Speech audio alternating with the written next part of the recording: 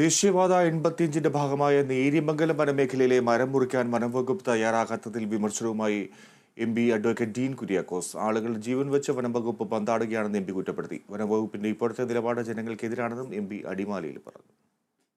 കോടതി വിധിയുണ്ടായിട്ടും ദേശീയപാത 85 കടന്നുപോകുന്ന നേര്യമംഗലം വനമേഖലയിൽ അപകടാവസ്ഥ ഉയർത്തുന്ന മരങ്ങൾ മുറിക്കാത്തതിൽ വ്യാപക പ്രതിഷേധം നിലനിൽക്കുന്നുണ്ട്. ജില്ലാ ഭരണകൂടം ഉത്തരവിട്ടിട്ടും മരങ്ങൾ മുറിച്ചു നീക്കാൻ വനംവകുപ്പ് നടപടി സ്വീകരിച്ചില്ല.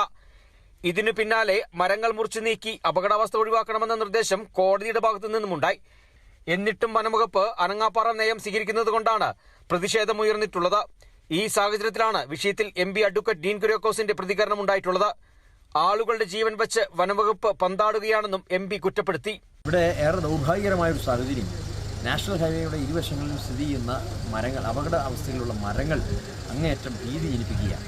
അത് ഒരു കാരണവശാലും മുറിക്കില്ല എന്നുള്ളൊരു സ്റ്റാൻഡിൽ വനംവകുപ്പ് നിൽക്കുന്നു, സർക്കാർ നിൽക്കുന്നു. അത് ജനങ്ങൾക്കെതിരാണ്, അല്ലെങ്കിൽ സാധാരണക്കാരെ സംബന്ധിച്ചിടത്തോളം ഭയാശങ്കയുള്ള ഒരു വിഷയമാണ്.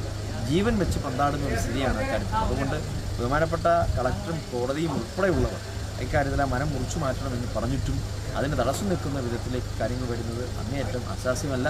ഇപ്പോൾ ഒരു സ്വകാര്യ വ്യക്തി അത് സംബന്ധിച്ച് കോടതിയിൽ പോയിട്ടുണ്ട് എന്നുള്ളത് ഏറെ ദൗർഭാഗ്യകരമാണ്. അദ്ദേഹം ആ കേസ് പിൻവലിക്കണമെന്നാണ് എൻ്റെ അഭിപ്രായം. ജനപ്രതിനിധി എന്നുള്ളത് ഉത്തരവാദിത്വത്തോടു കൂടി തന്നെ ഇടുക്കി ജില്ലയുടെ മനസ്സിനെതിരാണ്, അല്ലെങ്കിൽ അതിലൂടെ ട്രാവൽ ചെയ്യുന്ന, അതിലൂടെ സഞ്ചരിക്കുന്ന ലക്ഷക്കണക്കിന് വരുന്ന ആളുകൾക്കെതിരായിട്ടാണ് അദ്ദേഹം ആ ഹർജി സമർപ്പിച്ചിരിക്കുന്നത് എന്നതാണ് എൻ്റെ വ്യക്തിപരമായ അഭിപ്രായം. മരങ്ങൾ മുറിച്ചു നീക്കി അപകടാവസ്ഥ ഒഴിവാക്കാൻ നടപടി സ്വീകരിക്കാത്ത പക്ഷം ഹൈവേ സംരക്ഷണ സമിതി ശക്തമായ പ്രതിഷേധ സമരത്തിന് രൂപം നൽകുമെന്നും മുന്നറിയിപ്പ് നൽകിയിട്ടുണ്ട്. ദേശീയപാത ഉപരോധവും മരമുറിക്കൽ സമരവും അടക്കമുള്ള പ്രതിഷേധ രീതികളാണ് സമിതി ആലോചിക്കുന്നത്.